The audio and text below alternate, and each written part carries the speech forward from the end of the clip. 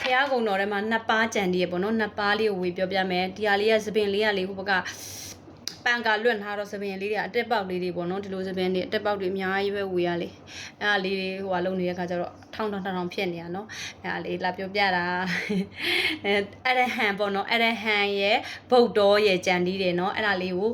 ဝေပြောပြမယ်ရှင်းပြပေးမယ်တကယ်လို့အဲ့ဒါလေးတွေကိုဒီလိုမျိုးလက်ပတ်လေးတွေနဲ့လဲစိတ်လို့ရတယ်ပေါ့နော်ဝေလို့ဆိုရင်အရဟံပေါ့နော်အဲ့လိုလေးစိတ်ပေါ့နော်အဲ့လိုလေးစိတ်ပေးခြင်းလည်းရတယ်အရဟံဆိုတဲ့အတိတ်ပဲလေးရတဲ့ဒါဂုံတော်ကိုပါတဲ့ဟာလေးဝေပါတာပြန်ပြတာပေါ့နော်ဒါဟုတ်ဒီဖြစ်စေမဟုတ်ဒီဖြစ်စီတော့ဝေမတီးဘူးပေါ့နော်ဒါပေမဲ့အဲ့တဲ့အတိုင်းလေးကိုဝေဘာသာပြန်ပြီးတော့ဝေကလှုပ်တဲ့အနေအတိုင်းလေးပြန်ပြီးတော့ပြောပြပေးရပေါ့နော်လူမင်းနတ်မင်းနဲ့မြမမင်းတို့ဤတဲ့ဝိစင်ကိုပူဇော်အထူးကိုခံယူတော်မူထိုက်တော်မြတ်စွာဘုရားတဲ့မြတ်စွာဘုရားပေါ့နော်လူမင်းတွေရောနတ်မင်းတွေရောမြမာတွေရောပေါ့နော်ဒီ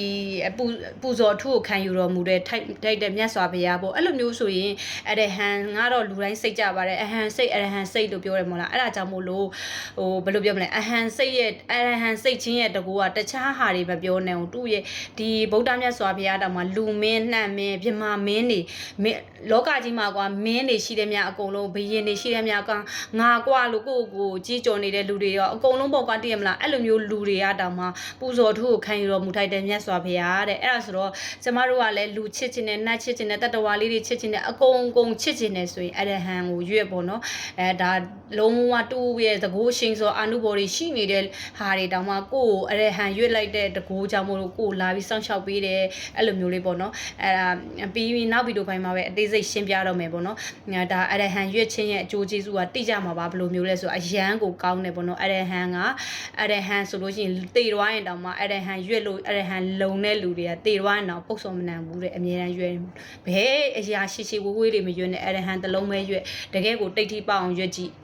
ရတယ်နော်အဲ့ဒါလေးပြောပြပေးဗုဒ္ဓပေါ့နော်ဗုဒ္ဓကိုကြတော့တက်စာ၄ပါးမြတ်တရားတို့ကိုတဲ့ကိုယ်တိုင်သိမြင်တော်ပြီးဝိနည်းတတ္တဝါများကိုလည်းပေါ့နော်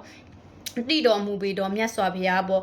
ကိုတိတလို့မျိုးသူများတွေကိုတိခြင်းနဲ့သူများတွေကိုမျှဝေပေးခြင်းနဲ့ဒီတစ္ဆာ၄ပါးတွေကိုပေါ့နော်အဲ့လိုမျိုးဖုံနေပေါ့နော်အဲ့လိုမျိုးတွေဆိုလို့ရှိရင်လဲ